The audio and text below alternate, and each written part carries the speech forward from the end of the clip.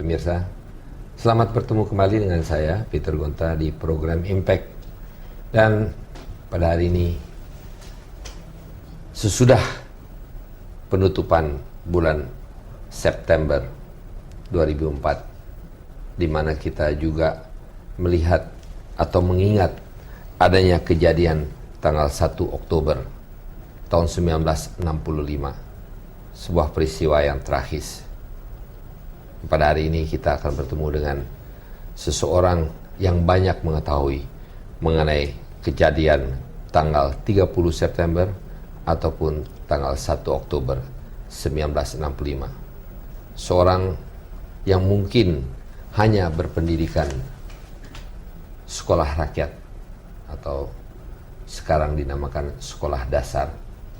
Namun di dalam karirnya di kepolisian sempat mencapai pangkat yang cukup tinggi, perwira menengah, seorang letnan kolonel yang sekarang disebut sebagai Ajun Komisaris Besar Polisi, Bapak Sukitman. Pak Kitman, selamat bertemu. Selamat bertemu Pak Abid. Apa kabar? Alhamdulillah sehat. Saya pernah mendengar, membaca mengenai seorang Sukitman, seorang yang banyak pengalamannya, banyak mengenal orang, namun seperti dikatakan berpendidikan hanya sekolah dasar, tapi akhirnya menjadi seperti yang saya katakan tadi, letnan kolonel atau ajun komisaris besar polisi. Seorang yang banyak mengetahui mengenai peristiwa tahun 1965, September 30 Oktober tanggal 1. Saya ingin mengetahui sedikit banyak latar belakang siapa Pak Kitman. Pak Kitman itu lahir di mana? Lahir di Pelabuhan Ratu, Sukabumi. Pendidikan? Pendidikan hanya sampai sekolah dasar, SR waktu itu. Namun pada akhirnya sesudah saya membaca buku dari Pak Kitman sempat menjadi letnan kolonel, perwira menengah. Bagaimana seorang yang sekolah dasar, hanya pendidikan sekolah rakyat, bisa menjadi seorang letnan kolonel? Bisa diceritakan? Nah, baik, terima kasih, Dit. Saya ini memang dari daerah, dari Pelabuhan Ratu, dengan mengenyam hanya seorang sekolah pendidikan SR. Tetapi niat saya untuk mengabdikan kepada negara, mengabdikan diri kepada negara dan bangsa, khususnya di polisi negara, yang dimana di situ ada satu kebaikan untuk masyarakat, khususnya berbakti kepada masyarakat, yaitu sebagai pelayan, pengayom, pelindung, dan pengaman masyarakat. Tersentuh hati saya sehingga saya mengikuti pendidikan sekolah agen polisi di Keramat Jati. Pada saat saya melaksanakan tugas selesai Asian Games tahun 62 ditempatkan di Seksi 8 di Kebayoran. Tapi pertama sebelum Pak Kitman menuju ke penempatan, seorang anak dari Pelabuhan Ratu ini berkelana ke Jakarta atau apa maksudnya? Mau datang ke Jakarta untuk jadi apa? Ke Jakarta ya untuk mencari pekerjaan. Tetapi ada satu panggilan untuk mengabdi kepada negara dan bangsa melalui polisi negara, di mana waktu itu daftarnya saja waktu sebutannya Hop Biru, yaitu di depan istana. Tetapi alhamdulillah mungkin dengan Hop Biru di depan istana. Oh, Kapolda itu adanya di Monas ya? Di Monas dulu. Di depan. Ya, Betul. Ya, dengan niat yang tulus, mungkin dengan petunjuk yang ikhlas, akhirnya saya diterima menjadi polisi negara dididik di sekolah SPN Keramat Jati. SPN? Sekolah Polisi Negara. Kemudian pada saat selesai pendidikan melaksanakan tugas Asian Games di Senayan yang baru dibuka. Angkat? Stadion Utama Yang Mega dengan pangkat agen polisi tingkat 2. Stripnya? Stripnya kalau sekarang mungkin di sini, kalau dulu di sini strip 1. Itu kalau sekarang nonton film India ada itu strip 1 polisi. Umur berapa? Umur 19 tahun pada saat itu. Ditempatkan di Asian Games. Ditempatkan di seksi 8 bertugas Asian Games. Di mana seksi 8 ini? Seksi 8 kalau Kalau di sekarang Jakarta ini sekarang? Jakarta Selatan Polres 704. Kemudian seperti biasa ditugaskan anggota perintis seksi 8 dengan diberi peralatan sepeda. Tahun berapa nih Pak Kitman? Tahun 63 dikasih sepeda. Dan masuk di polisi tahun? Tahun 62. Tahun 62 masuk menjadi Agen polisi tingkat 2 dapat sepeda, ditugaskan di langsung ditugaskan di Seksi stadion 8. di seksi 8. seksi 8, kemudian ditugaskan oleh komandannya pada saat itu untuk menjaga daerah Senayan. Menjaga Jalan Iskandar Shah. Oh, bukan stadion utama, Stadion bukan udah tahun 62. Ini udah nginjek naik sepeda nih. Kalau di Asian Games nggak naik sepeda. Nah, kalau sudah tugas diperintis di seksi 8 dengan peralatan sepeda, ditugaskanlah di Jalan Iskandar Shah bersama rekan saya namanya Sutarso. Jalan Iskandar Shah di Polres atau di seksi polisi atau apa itu? Jalan Iskandar Shah itu kalau sekarang jalan yang menuju Blok M. Menjaga apa, ditugaskan apa? Ditugaskan di guest house di mana waktu itu Wisma Iskandar Shah itu biasanya ditempati oleh Kepala Staf Angkatan Udara. Kalau pada saat itu kosong, diisi oleh tamu, dan Kepala Staf Angkatan Udara waktu itu rumahnya pindah ke Wisma Angkasa yang di Jalan Wijaya. Bapak menjaga apa di situ? Menjaga tamu negara yang akan menghadiri hari ulang tahun ABRI tanggal 5 Oktober. Kemudian Bapak berjaga di situ. Jaga. Sendiri? Berdua. Bersama dengan siapa? Dengan agen polisi tingkat 2 Sutarso. Apa yang terjadi? Pada tanggal berapa nih? Pada tanggal 30 hari Kamis malam Jumat. Namanya polisi perintis kan harus berputar keliling radius 200 meter atau 300 meter, selalu gantian kontrol. Tepat jam menjelang subuh mendengar serentetan tembakan. Ini tanggal 1 Oktober. Sudah masuk tanggal 1 Oktober. Saya permisi sama teman saya. Saya akan cek dulu. Mungkin ada rampok. Dengan mengendarai sepeda, senjata US Carbine-nya ditaruh di depan. Oh, udah bawa senjata helm, nih? Sudah bawa senjata jenggel. Kemudian saya berangkat menyelusuri atau tempat serentetan tembakan.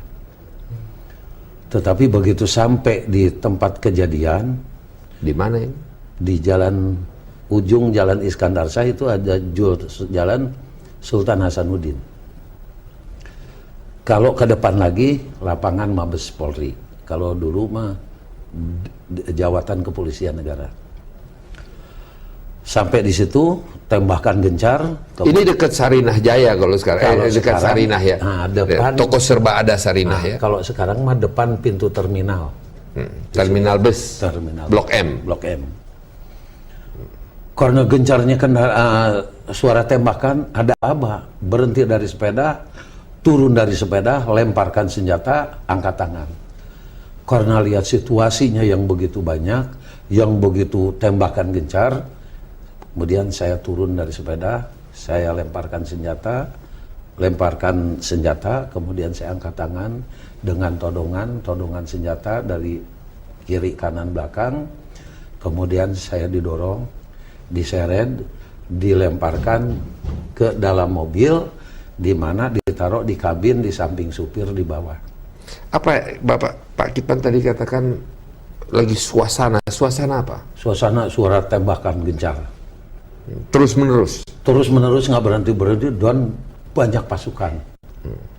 Berapa banyak kira-kira? Ya namanya gerombolan banyak kan, gerombolan pasukan itu kan banyak. Ada 20, 30, 40? Lebih. Mereka berdiri di jalan?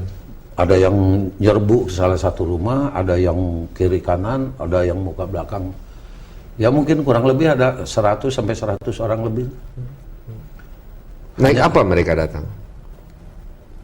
Kalau naiknya tidak tahu, tapi di situ berjajar mobil-mobil atau kendaraan-kendaraan yang untuk dinaikin oleh gerombolan itu. Setelah itu saya sudah tidak tahu lagi karena udah langsung ditutup, diikat, sudah saya berada di dalam kabin mobil di samping supir.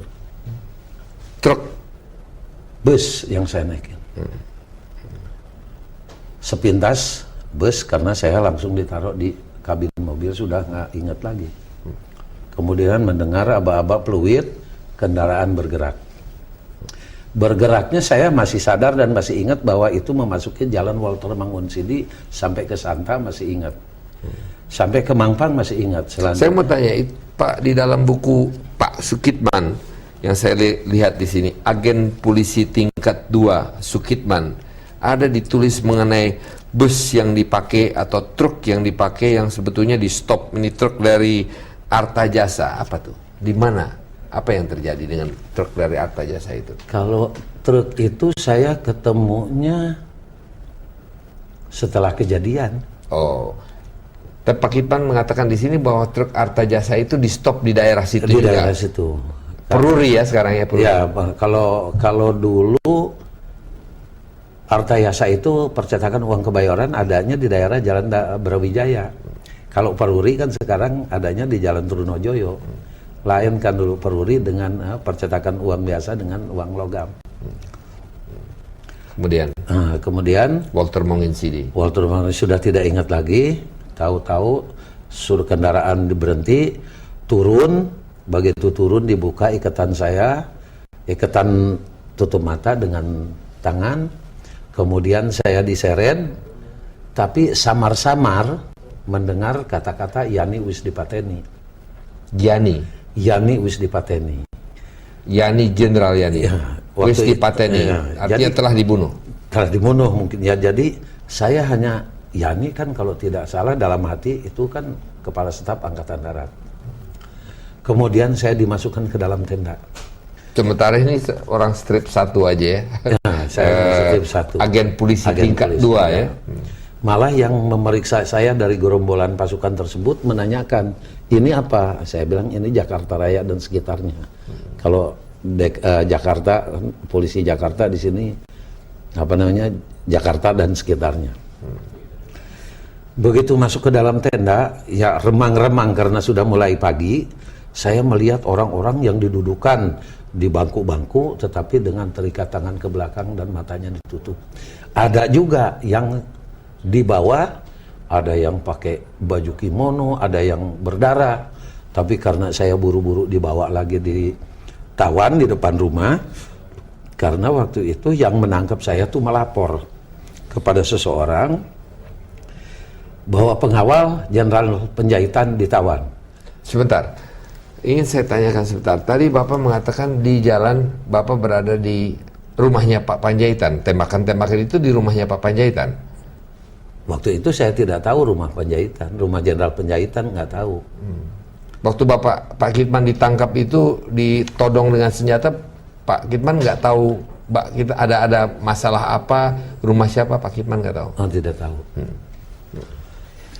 Sampai di satu tempat, satu tempat ya. Satu tempat yang membawa saya, menawan saya lapor, pengawal Jenderal Penjahitan ditawan.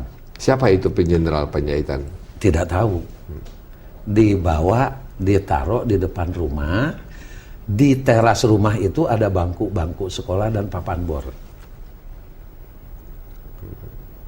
Tidak lama kemudian sudah terang melihat kerumunan-kerumunan. yang menamakan dirinya sukarelawan dan sukarelawati. Tetapi orang itu adalah pemuda rakyat dan gerwani dengan kelengkapan senjatanya saja sudah melebihi dari ABRI.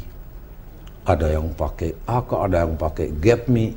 Karena saya duduk-duduk itu pakai senjatanya Get Me. Padahal itu dia bukan tentara, adalah sukarelawan, sukarelawati. Kemudian Saya ingin menanyakan, sebentar saya ingin menanyakan. Pada waktu Pak Kitman sampai di tempat tersebut, langsung tutup mata dibuka, tangan dilepas juga, biasa bebas. Kemudian Pak Kitman disuruh apa? Masuk tenda. Suruh duduk aja di dalam tenda itu. Enggak, hanya melapor sebentar. Pak Kitman yang melapor Iya, kepada siapa? Dia yang nangkep. Kemudian dibawa Mengatakan ini adalah ajudannya dari jenderal penjaga dari Bapak Panjaitan. Setelah ditawan di luar, di depan rumah, yang nggak jaga saya ini adalah gerombolan-gerombolan pasukan. Dari tenda Pak Kitman keluar ditawan di depan rumah. Ya. Tapi dijaga, yang jaga itu disuruh duduk atau berdiri? Duduk. Yang jaga yang ngelilingin saya dari Cakrabirawa. Kemudian Melihat ke salah satu tempat kerumunan yang dikelilingin oleh sukarelawan sukarelawati dengan teriakan ganyang kabir, ganyang kabir, ganyang kabir, satu persatu dimasukkan. kabir apa artinya? Kabir itu kalau tidak salah sekarang ya yang sudah tahu, kalau dulu kan nggak begitu tahu. Itu kata-kata dari kapitalis birokrat. Setelah yang itu dimasuk-masukin kemudian disusul oleh serentetan tembakan oleh seseorang. Orang ini masih hidup? Orang-orang ini yang dimasukkan ke dalam? Yang dimasukin duluan juga disusul, ditembak juga dari atas. Kemudian yang masih hidup itu dibawa ke depan rumah, yang di terasnya ada bangku sekolah, didudukan, kemudian tutup matanya dibuka, ikatan tangannya juga dibuka, tetapi dengan todongan-todongan senjata. Dia disuruh menandatangani sesuatu tapi kayaknya berontak karena terlihat antara jaraknya kira-kira bangsa 15 meteran. Berontak, kemudian dengan emosinya yang nodong-nodong itu kemudian diperintahkan tutup lagi mata, ikatan tangannya diikat kembali, kemudian disuruh berdiri, didorong, diseret, ditendang, didorong pakai popor senjata, kemudian diseret, dimasukin, kemudian disambut lagi oleh teriakan ganyang kabir. Dimasukkan lagi, kepalanya lebih dulu, baru disusul oleh serentetan tembakan. Jadi waktu dimasukkan ke dalam lubang itu belum mati, belum meninggal? Belum mati. Semuanya? Yang berbintang 2 dulu. Satu orang? Satu orang dulu. Pada saat disusul oleh serentetan tembakan, hati saya kan sudah tidak tahan waktu itu. Mungkin giliran saya. Kemudian kalau dia habis nembak selalu ngeliwatin saya ditawan. Orang yang nembaknya itu sepintas kelihatan dia setrip 4 di sini. Tidak lama lagi dia dipanggil lagi, dorong lagi, seret lagi, masukin lagi. Beberapa kali. Saya satu aja, saya hanya mohon kepada Allah Subhanahu wa Ta'ala aja. Waktu itu sudah nggak bisa berbuat apa. Siapa orang-orang itu? Orang-orang itu kalau setelahnya tahu bahwa saya menerangkan orang yang berbintang 2 itu namanya Mayor Jenderal S. Parman, itu juga setelah saya lolos melaporkan. Kita break sebentar. Pemirsa, masih bersama dengan agen polisi tingkat 2 Sukitman yang pada akhirnya mencapai pangkat Ajun Komisaris Besar Polisi. Anda masih bersama dengan Quick Channel. Kita akan kembali bersama Anda sesudah pesan-pesan berikut ini.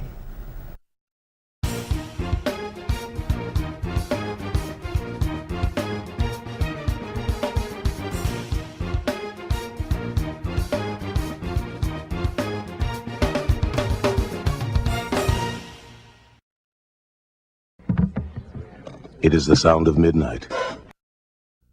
The sound of blue. Of passion.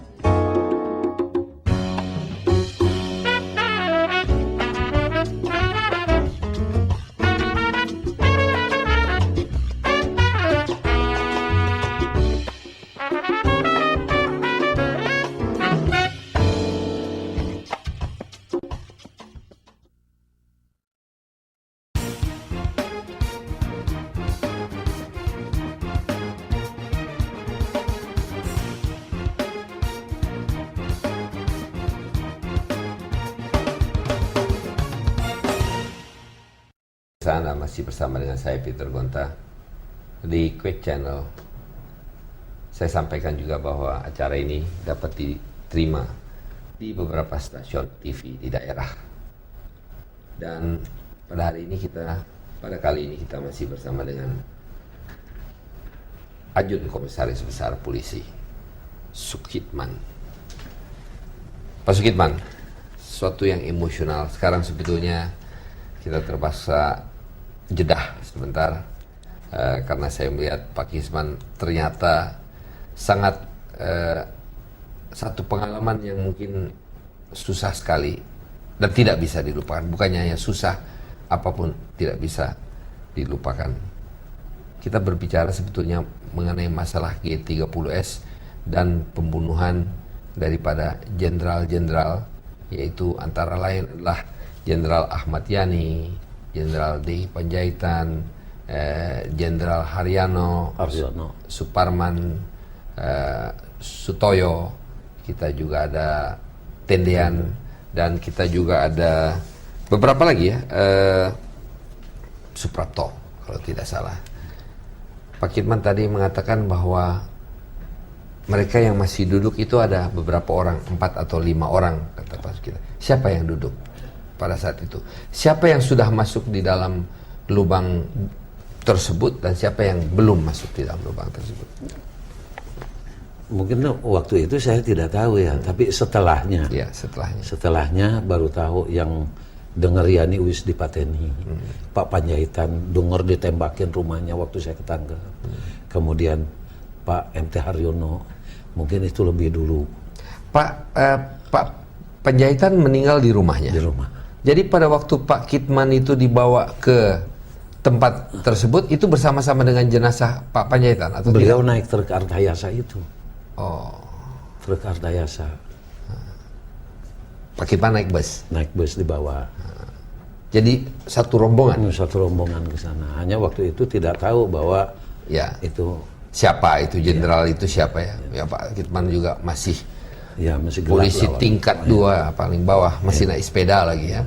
Baik, kemudian beliau itu sudah dimasukkan pada waktu Pak Kitman sampai di situ, sudah dimasukkan ke dalam lubang. Belum. Kita sebutkan aja lubang buaya ya, itu namanya. Sumur lubang buaya. Sumur, di dalam sumur itu. Belum. Masih ada di tenda. Tapi Pak Panjaitan sudah meninggal kan? Sudah. Ya. Hanya yang 5 orang atau 4 orang yang lain belum. Belum. Ya. Dia juga di dalam tenda tadinya. Siapa? Itu yang colentang penuh darah. Oh, yang jenazah itu semua di dalam tenda. Di dalam tenda. Bersama dengan 4 orang yang lain yang itu. diikat-ikat. Nah, jadi ada Pak Yani, MT Haryono, dan Pak Panjaitan yang sudah meninggal di dalam tenda itu dimasukkan lebih dulu. Itu. Lebih dulu. Kemudian yang masih hidup, kayak tadi itu satu persatu dibawa ke depan rumah, yang ada bangku-bangku sekolah karena rumah itu ada terasnya untuk sekolah juga di sana, sekolah orang kampung sana. Ada papan bor segala. Itu satu persatu terus berlanjut. Apa yang dilakukan dia, apa yang dikerjakan oleh dia, saya lihat dengan mata kepala sendiri. Karena waktu itu mungkin ada petunjuk ya, bahwa saya harus melihat ke arah situ. Kemudian karena selalu disusul oleh serentetan tembakan, perhatian saya langsung tertuju ke situ. Yang jaga saya waktu itu dari anggota-anggota Cakra ini hanya mengatakan begini, kamu tidak usah takut-takut. Kita pengawal dan pengaman presiden. Beli kaosin ngeliat pun sudah tidak bisa, kata beli kaosin ngeliat pun sudah tidak bisa. Tapi orang-orang ini, jenderal-jenderal ini yang menamakan dirinya Dewan Jenderal, jam dindingnya aja dari emas.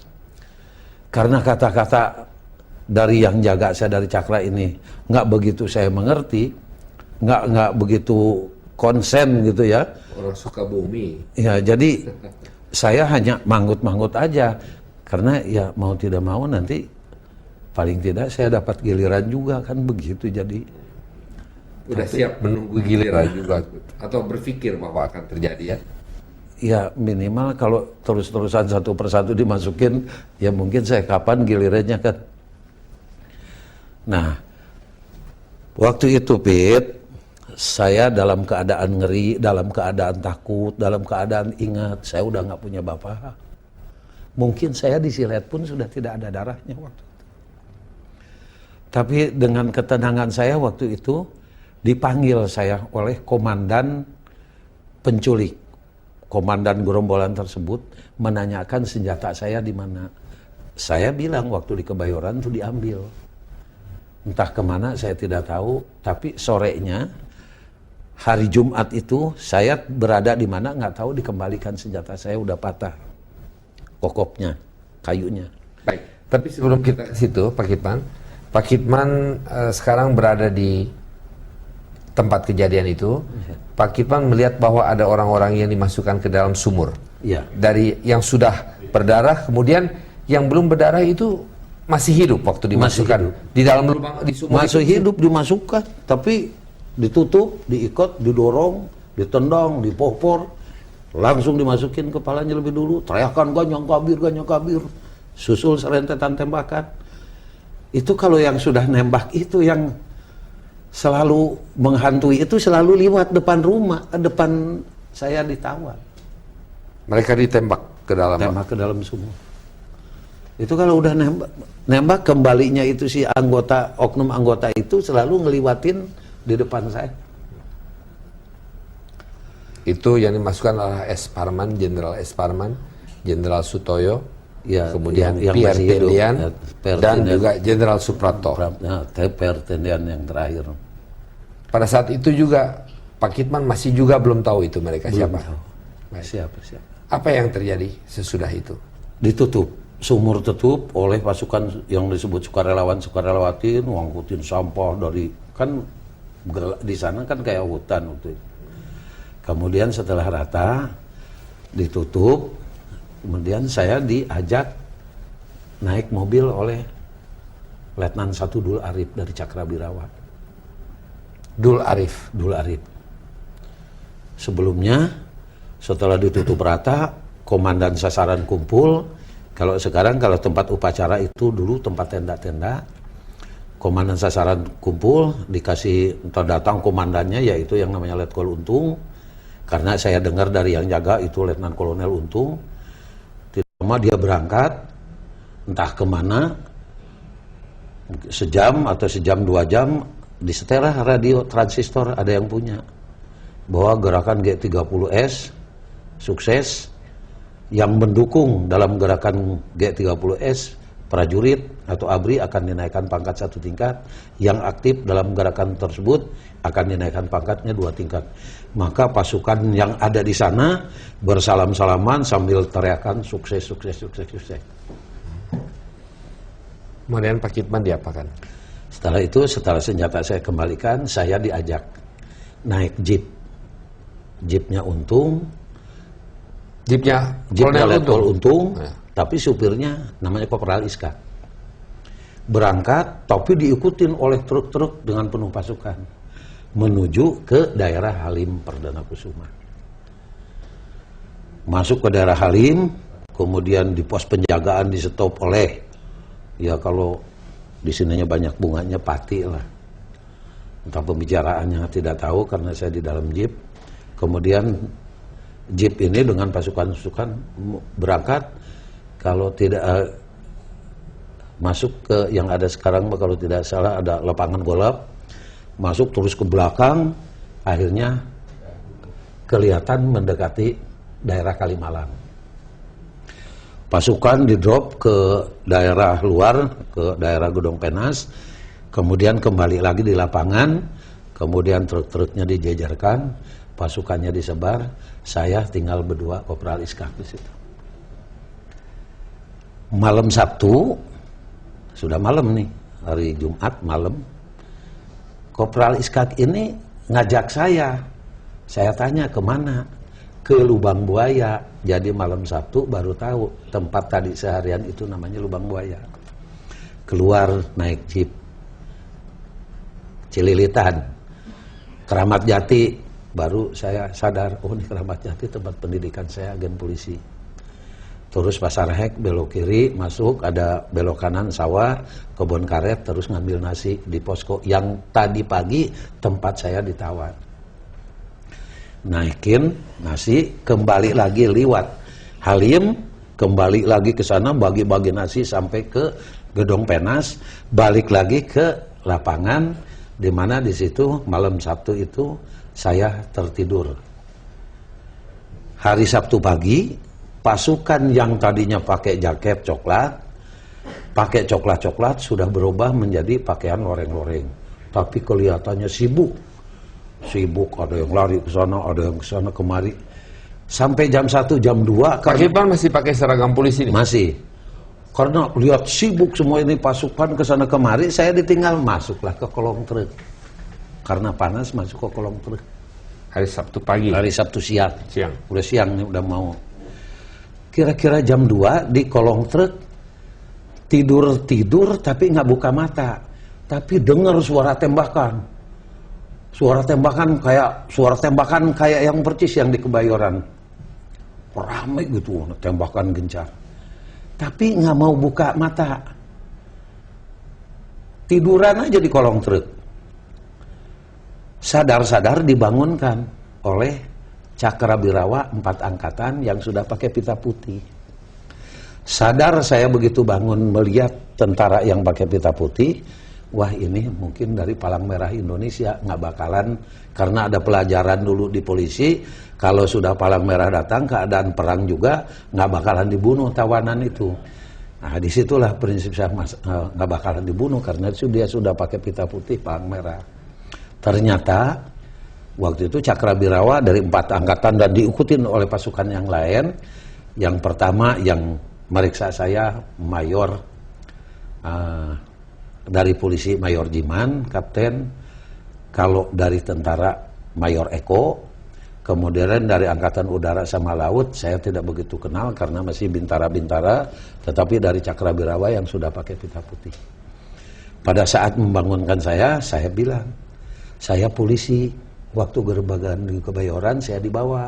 Kemana? Ke Lubang Buaya. Tahu jenderal-jenderal dibunuh? Nggak tahu, hanya ada kabir-kabir dimasukin dalam sumur. Nah, oleh beliau ini dikasih pita putih, dibawa. Pak Kipman dibawa? Dibawa. Kemana? Ke markas Cakrabirawa. Di mana? Markas Cakrabirawa, kalau sekarang jadi Binagraha. Itu malam Minggu, saya diperiksa oleh Letnan Kolonel namanya Ali Abram. Ali Abram yang penting meriksa saya itu Letnan Kolonel dari Cakrabirawa. Sampai dia menerangkan, kamu orang Indonesia diculik Belanda, sekarang kembali ke Indonesia, terangkan apa yang kamu lihat dan kamu alami di sini. Mengapa? Ya saya kan bingung juga, di sana yang nangkep saya ngasih makan, ini yang nangkep saya juga ngasih makan, jadi sampai dijelaskan begini. Waktu itu keadaan bingung sayanya, sampai dia menjelaskan begitu. Pak Kipman jelaskan semuanya? Jelaskan apa yang dilihat, yang dialami. Pada saat saya menerangkan orang yang berbintang 2, dia gebrak meja. Itu bapak saya, Mayor Jenderal S. Parman. Jadi malam Minggu itulah baru tahu yang dimasukin ke dalam sumur itu adalah jenderal-jenderal, termasuk Pak Tendian ajudannya Pak Jenderal Nasution. Saya tidak mengerti, karena Pak Kipman mengatakan dari Lubang Buaya, Pak Kipman dibawa ke Halim. markas Cakrabirawa. Dari Halim. Dibawa ke markas, itu hari Sabtu ya? Hari Sabtu. Pak Kipman belum dilepas oleh gerombolan-gerombolan ini? Kabur, gerombolan itu kabur. Oh. Ditinggalin saya sendiri di kolong truk. Oh, ini yang tadi Pak Kipman tidak jelaskan. Iya. Pak Kipman ditinggal sendiri di kolong truk. Di kolong truk. Terus karena sendiri pergi. Naik apa? Enggak. Saya di kolong truk. Iya. Pasukan yang saya ikutin yang dari mulai malam sampai pagi sampai siang, karena didengar tembakan waktu Halim diserbu, diserang oleh RPKD katanya dengan Siliwangi. Ini pasukan yang saya ikutin ini saking ketakutannya kabur semua. Yang dipimpin oleh Letnan Jadi Ali. yang diserang itu Halim, bukan Lubang Buaya di Halim ini ya. Halim. Ya. Kemudian Pak Kitman dibawa ke Binagraha oleh siapa? Oleh Cakra 4 angkatan yang mencari jejak pasukan. Cakrawirawa juga. Jadi Cakrawirawa yang sudah pakai pita putih yang murni. Oh, jadi Cakrawirawa ini ada dua. Ada 2, yang menculik, yang membunuh. Ada juga Cakrawirawa yang mencari jejak pasukan yang terlibat gerakan G30. Jadi Cakrawirawa ini ada dua. Bukan tidak berarti bahwa semua Cakrawirawa ini terlibat. Ada yang terlibat, ada yang tidak terlibat. Ada. Yang tidak terlibat membawa Pak Kitman ke Binagraha. Markas Cakrawirawa. Yaitu Mayor Eko, Kapten Jiman polisi, ada laut, ada udara. Baik. Sampai di Binagraha. Sampai di markas Cakra. Cakra Diperiksa. diperiksa. Pada saat saya menerangkan orang yang berbintang 2, Letkol Ali Ibram itu bergebrak meja bahwa itu Mayor Jenderal Suparman. Satu persatu kedengaran, oh si Anu. Tapi sebelum saya menerangkan orang yang berbintang 2, tadinya juga saya nggak tahu bahwa itu jenderal-jenderal putra-putra bangsa yang terbaik sebagai seorang jenderal yang waktu itu ya berkedudukan tinggi di Angkatan Darat. Kemudian Pak Kitman sesudah interview itu atau wawancara itu atau diperiksa itu, Pak Kitman malam minggu, terus Pak Kitman kemana? Tidur di situ, Pak. Di markas Cakrawirawa. Pagi-pagi hari Minggu dijemput, dipinjam katanya, dipinjam agen polisi Sukitman, diambil untuk dihadapkan kepada Pangdam 5 Jaya. Pada saat itu adalah Mayor Jenderal Umar Wiradikusuma. Dibawa menghadap ke Mayor Jenderal Umar Wiradi Wiradikusuma. yang sempat sampai Ya, menjadi wakil sampai presiden wakil Republik Indonesia. Kemudian setelah beliau membaca laporan yang tadi malam dibuat, dia percaya kepada kamu karena kamu sudah jadi ABRI waktu itu kan, udah jadi AKRI kan, Angkatan Kepolisian Republik Indonesia udah dirubah. Saya percaya penuh pada kamu. Kemudian saya ditunjuk dibawa mengikuti Mayor Subardi. Subardi itu ajudannya Jenderal Ahmad Yani. Dari markas Kodam Jaya, dari tempat Pak Umar Wiradikusuma, saya dibawa menuju Jalan Lembang. Diketemukan dulu dengan ibunya, keluarganya, bahwa ini akan menunjukkan, polisi ini akan menunjukkan di mana bapak-bapak yang dimasukkan dalam sumur. Jalan Lembang itu ibu siapa? Rumah Pak Yani yang waktu Ibu Yani. Yang waktu itu darahnya juga masih banyak, darahnya Pak Yani. Dari situ dibawa ke Jalan Saharjo. Waktu itu Jalan Saharjo, kalau sekarang sudah Tebet. Sekarang udah jadi apa? Gedung Balai Sudirman. Udah. Dari situ langsung dibawa ke Cijantung. Turun dari mobil dihadapkan kepada Kolonel Sarwaidi Bewobowo, Komandan RPKAD. Laporan yang tadi malam yang dibuat sudah ada di beliau. Hanya saya tinggal ke Papanbor untuk menggambar ini Pasar Hek, ini sampai ke lokasi. Maka dengan pasukan dari anggota beliau, waktu itu Kapten Urip, Mayor Seisi Santoso, dan lain sebagainya, bergeraklah dari markas RPKD sampai Pasar Hek naik mobil, dari Pasar Hek jalan kaki. Disitulah saya baru mendengar yang pasukan RPKD mengatakan berbanjar, sebar lebar, dan lain sebagainya. Itu suatu pengalaman juga. Senjata saya ditinggal, karena memang senjatanya sudah patah di markas Cakra. Setelah masuk daerah Lubang Buaya, lewat sawah, kalau sekarang ke tempat upacara itu jalan baru, kalau yang lama lewat lagi sawah, terus baru saya menunjukkan antara rumah dengan rumah, di mana saya ditawan, di sampingnya ada sumur, saya tunjukkan. Tidak ada orang lain yang mengetahui lubang sumur itu ada di mana kecuali Pak Kitman. Padahal di situ banyak pasukan. Pasukan di sana banyak, tapi dengan aba-aba dari Kapten Urip, waktu itu Kapten Urip dari RPKD, yang ada di lokasi keluar, kalau tidak saya hancur leburkan, kata beliau ini. Maka keluarlah beberapa pasukan dari mana? waktu itu kalau nggak salah dari yang menjaga, alasannya sih menjaga bekas latihan sukarelawan-sukarelawati dari PGT. Baru kita masuk RPKD satu persatu, pohon karet segala udah dijaga, baru saya nunjukkan sumur, tempat. Sebab nggak ketahuan kan, udah jadi buangan sampah gitu. Itu Si sumur itu ditutupin jadi buangan sampah. Kalau kita habis makan sama sayur kacang ya dibuang situ, jadi nggak tahu.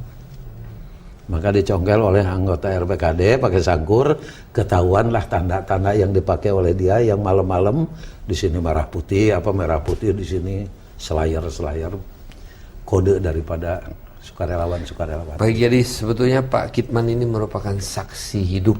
Amin. Yang betul-betul mengetahui apa yang terjadi di Lubang Buaya. Satu-satunya atau masih ada orang lain? Mungkin masih ada. Ya. Tapi karena waktu itu kan yang tahu mungkin nggak boleh ngomong oleh apa waktu itu ada yang disebut GTM, gerakan tutup mulut lah waktu itu. Tapi setelah diangkat, setelah ditunjukkan ya malam Senin tuh kayak tadi malam itu kurang lebih yang gali orang kampung sana. Kemudian itu malam juga saya diambil alih oleh Pak Kolonel Sarwoedi karena sudah ketahuan tandanya oleh Pak Kolonel Sarwoedi. Saya dibawa lagi menghadap Panglima Kostrad waktu itu, menghadap Mayor Jenderal Soeharto. Menghadap ke Panglima Kostrad? Kostrad, Pak Sarwoedi bersama saya. Menghadap ke Pak Panglima Kostrad, yaitu Jenderal Soeharto pada saat itu. Soeharto. Tapi tanda saya udah dicopot di sini.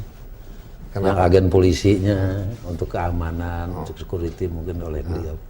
Jadi sipil ya? Jadi sipil. Baik, kita akan jeda sebentar. Pemirsa, satu cerita yang cukup menarik dari polisi tingkat 2 Sukitman. Anda masih bersama dengan Quick Channel, masih bersama dengan program Impact bersama saya Peter Gonta. Kita akan kembali bersama Anda sesudah pesan-pesan berikut ini.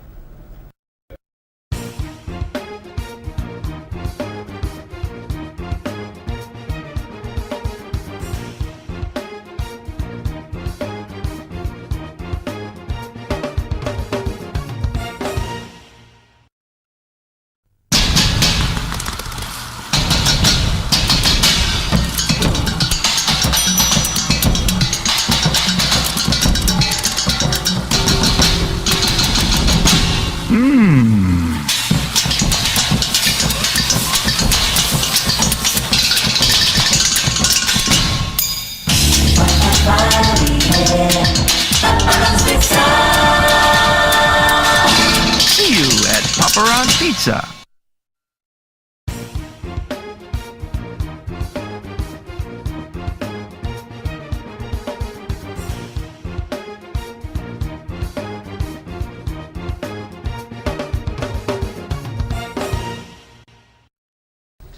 Pemirsa, masih bersama dengan program Impact dan kita masih bersama dengan agen polisi tingkat 2 Sukitman. Mohon maaf Pak Sukitman, saya katakan agen polisi tingkat 2 padahal sebetulnya sudah mencapai perwira menengah ya.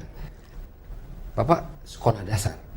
Betul. Tapi bisa mencapai ajun komisaris besar.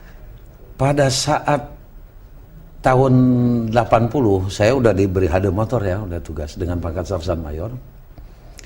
Tanggal 6 bulan 10 tahun 80 saya melihat Gema Pancasila di TPRI, di mana waktu itu Bapak Sarwoedi diwawancarai TV oleh Ibu Mariati kalau tidak salah. Karena waktu itu timbul banyak yang mengaku-ngaku menunjukkan sumur, menemukan sumur lubang buaya dan lain sebagainya. Ya saya sebagai orang kecil di polisi kan tidak mungkin, Pit, gini-gini saya udah berjasa buat negara dan bangsa, ada andil sedikit. Masa iya saya nggak dikasih sekolah atau pangkat? Kalau Pit waktu itu ngerti, kalau nggak kan saya diketawain. Tapi waktu itu yang berbicara ini Jenderal Purnawirawan Sarwoedi diwawancarai. Beliau mengatakan bukan saya berikut pasukan saya yang menunjukkan, tapi ada seorang polisi namanya Sukitman, tugasnya di mana saya tidak tahu. tanggal 6 bulan 10 tahun 80 jam 19.30. Bergetar hati saya, bersyukur sama Yang Maha Kuasa. Masih ada yang mengingatkan. Saya bersama istri, dulu masih bujangan sama anak saya. Mudah-mudahan Bapak bisa ketemu dengan Pak Sarwoedi. Hanya satu aja saya waktu itu mau mengucapkan terima kasih sama beliau tuh. Saya coba menghubungi, ternyata beliau kantornya waktu itu di Jalan Pejambon sebagai Dirjen Deplu. Tapi dengan niat yang ikhlas saya datang, kata sekretarisnya 2-3 hari lagi tunggu daftar aja nama. Setelah daftar beliau menerima, sehingga saya merasa haru kepada beliau, di mana beliau seorang jenderal yang selalu mendahulukan kepentingan orang banyak daripada kepentingan diri sendiri. Mau beliau menerima saya satu atas nama pribadi Sukitman dengan istri dan anak-anak mengucapkan banyak terima kasih. Bapak telah mengangkat nama saya waktu itu yang ya kalau saya ngaku-ngaku berjasa kan malu, tetapi kalau beliau yang ngomong mungkin ada reaksi dari yang lain. Kalau tidak salah di dalam buku ini, Pak Kitman, ditulis di sini di Harian Kompas tanggal 5 November 1978. Di sini dikatakan yaitu kalau ada orang yang patut diberi penghargaan pemerintah dalam rangka menemukan kembali jenazah para pahlawan revolusi, menurut Sarwoedi orang itu adalah agen polisi Sukitman. Bukunya mungkin ini dapat dilihat, satu buku yang dikatakan yang dikeluarkan oleh Dispen ya, Dispen atau Dinas Penerangan Polri, di mana dikatakan di sini adalah agen polisi tingkat 2 Sukitman. Nah, tapi pada akhirnya disekolahkan di Sukabumi. Akhirnya dari seorang yang hanya sekolah dasar bisa mencapai 2 melati. Amin. Satu kebanggaan. Syukur kepada yang di atas Allah Subhanahu wa taala. Haji Sukitman. Haji Sukitman. Saya bersyukur alhamdulillah ya kepada ya masih diberikan nikmat panjang umur, ketemu Pit lagi sebagai ya sahabat, sebagai ya pembimbing saya nih, kebanyak orang dari Kebayoran, dari mana mengenal dari Menteng. Dari Menteng. Tapi beda itu Kebayoran sama Menteng, iya. Pak Kitman. Kebayoran, Tanah Abang, Menteng beda. Menteng itu paling top dulu ya. Iya, berkat banyak teman silaturahmi. Marah itu yang tinggal di Kebayoran sama di daerah Tanah Abang itu. Baik, tapi saya ingin menanyakan Pak Kitman, G30S satu bahaya laten? Bahaya laten. Mengapa? Karena kalau timbul kembali, berkibar lega kembali yang namanya aliran komunis, ideologi komunis, ini lebih berbahaya lagi. Apalah komunisme itu berbahaya? Berbahaya karena yang mananya komunis kan bahaya laten ya. Jadi harus diwaspadai oleh regenerasi yang akan datang ini. Bahaya dalam arti kata? Dalam arti bahaya karena kan selalu membuat keruh suasana di negara Indonesia ini. Apa pesan seorang Sukitman yang melihat dengan mata kepala sendiri apa yang telah terjadi? Apa pesan seorang Sukitman ke masa depan kepada generasi kita sekarang? Kita juga sebetulnya melihat ada satu TAP MPR ya, nomor kalau nggak salah nomor 25 tahun 1966 ya, tentang larangan ajaran komunis di Indonesia. Apakah itu sesuatu yang salah? Itu TAP MPR itu bahkan sekarang ada upaya untuk mencabut TAP MPR itu. Apa kira-kira sebagai seorang yang sekarang anggota masyarakat kecil ya, masyarakat biasa ya, rakyat biasa, apa yang Pak Kitman pikirkan? Saya hanya satu aja pesan kepada regenerasi yang akan datang, regenerasi muda. Jangan sampai terulang yang ketiga kalinya saja yang dikendalikan oleh Partai Komunis. Yang pertama kan Madiun 48, yang kedua ya tahun 65 yang saya alami sendiri. Jangan sampai ada kejadian atau peristiwa Yang ketiga kalinya, yang masalahnya ditimbulkan oleh ya itu tadi. Apakah masih mungkin keadaan seperti itu terjadi? Apakah kita tidak berlebih-lebihan takut terhadap hal ini? Mungkin keadaan sekarang sudah berubah. Ya, kalau lihat ke depan dengan dicabutnya TAP MPR 25, ya, itu kayaknya berarti dibolehkan lagi orang mempelajari aliran komunis. Tapi di sisi yang lain kan ada gejolak timbul seperti sekarang. Saya hanya orang kampung, pernah membaca salah satu koran namanya Republika. Di situ ada sekelompok orang perlu kita membentuk Dewan Revolusi lagi. Kan itu kalau dibaca lagi berarti kita kembali kepada tahun 65. Ya kalau bisa kita waspadai, jangan sampai ajaran-ajaran itu menyentuh lagi ke arus bawah. Tapi soal yang sudah antara yang disakiti dan yang tidak disakiti dengan adanya silaturahmi, toh kalau kita perpanjang juga kan timbulnya itu-itu aja. Ada banyak orang yang mengatakan, cerita sumur lubang buaya itu cuman hisapan jempol dan sebagainya. Bahwa itu cerita-cerita yang cuman dibikin-bikin oleh Sukitman. Bahwa itu cuman dibuat-buat saja oleh... Bagaimana tanggapan seorang Sukitman kalau mendengar ada orang yang mengatakan itu? Saya sendiri di sini hanya bertanya karena saya juga sendiri tidak mempunyai bukti apa itu terjadi atau tidak. Kita melihat ada foto, kita melihat ada film, kita melihat ada kejadian-kejadian itu. Tapi kan banyak orang tidak melihat sendiri. Pak Sukitman melihat sendiri. Kalau Pak Sukitman mendengar orang berbicara demikian, apa yang dirasakan? Oh, saya rasakan sedih. Ini orang berarti tidak mengetahui sejarah. Sejarah ini tidak boleh dilupakan.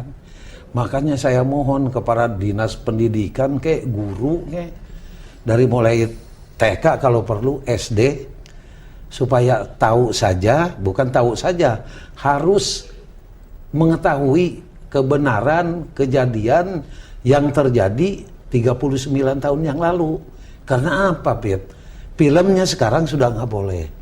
Anak-anak sekolah yang namanya wisata juang ke salah satu tempat sejarah, kayaknya sudah nggak ada yang dukung. Tapi kalau di masyarakat kan dari mulai awal, dari mulai habis kejadian, anak-anak sekolah itu tahu bahwa benar pernah terjadi kekejian dan kekejaman di sumur lubang buaya ini, yang jadi korbannya adalah putra-putra bangsa terbaik, seorang para jenderal di Angkatan Darat. Saya rasa nggak ada pemutar balikan itu ini. Ini kan yang ngomong kayaknya yang sekolahnya di mana, dia ngomong sampai sini, lahirnya tahun 66, ngomongnya tidak benar. Diangkat dari sumur katanya mulus. Yang 3 hari, Jumat, Sabtu, Minggu, Senin diangkat 4 hari, 3 malam. Di dalam sumur. Ditutupin sampah, ditutupin lagi sama orang-orang 7. Kemudian yang ngangkatnya saya coba tanya kemarin, namanya Kapten Winanto waktu itu, sekarang udah Mayor Jenderal Purnawirawan Marinir dari Kipam. Pak, Bapak yang waktu turun ngangkat itu jenazah di dalam sumur, berapa yang bawa Bapak ini di punggung? Kan yang namanya apa namanya? Yang untuk gas itu kan bangsa 50 kiloan, 60 kiloan, sampai 100 kilo berikut orangnya. Orang sudah 7 numpuk ke bawah, ditindih lagi, diangkat satu-satu kakinya. Masa iya mulus? Kan itu yang saya tidak terima sampai sekarang. Baik. Mungkin dari rumah juga dia diinjok, dipukulin dan lain sebagainya sampai ke tempat. Mungkin sampai sana juga di dalam tenda juga dia dihajar lagi sebelum dimasukin dalam sumur. Kok kalau diangkat dari sumur masih mulus, itu saya tidak terima. Mudah-mudahan aja orang tersebut yang mengatakannya mulus itu, ya kita serahkan aja kepada yang di atas. Bagi saya, kalau sampai ada yang mengatakan begitu, saya orang Islam, saya punya akidah. Kalaupun dia mengatakan begitu, ya berarti tidak jujur. Saya dengan kejujuran dan keislahan di depan Pit, Saya ngomong dari hati nurani, dari saya bicara, bukan saya Purnawirawan Ajun Komisaris Besar Polisi, tapi saya bicara di mana saya berpangkat agen polisi tingkat 2 tahun 65. Pak Kitman, sangat menarik. Pak Kitman sudah pensiun, sekarang cucu 6 cucu. udah kaya ya. Alhamdulillah, Pit. Udah haji lagi tuh. Pit, udah. Saya lihat satu kehidupan atau satu sejarah atau satu pengalaman yang tidak banyak orang lain bisa menceritakan hal yang sama. Sekarang tinggal kembali ke Sukabumi? Tidak, saya tinggal di Depok, di Mertua Indah. Masih ada mertua masih hidup? Masih komandan peleton dulu kan, brigadir. Kenal. Pak Salam, brigadir polisi. Oh, brigadir polisi Pak Salam. Pensiun cukup? Alhamdulillah.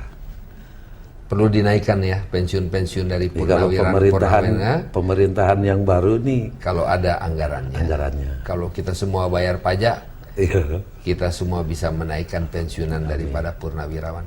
Pak Kitman, terima kasih atas kedatangannya. Selamat dan semoga kita dapat berjumpa lagi di kesempatan yang berikutnya. Terima kasih, Pit. Terima kasih. Salam kembali buat keluarga. Terima kasih. Demikianlah pemirsa pertemuan kita yang cukup unik bersama dengan agen polisi tingkat 2 mengakhiri karirnya sebagai Letnan Kolonel atau Ajun Komisaris Besar Polisi. Semoga cerita, semoga pengalaman dari agen polisi tingkat 2 Sukitman ini menjadi bahan masukan bagi kita semua. Dari saya, Peter Gonta, program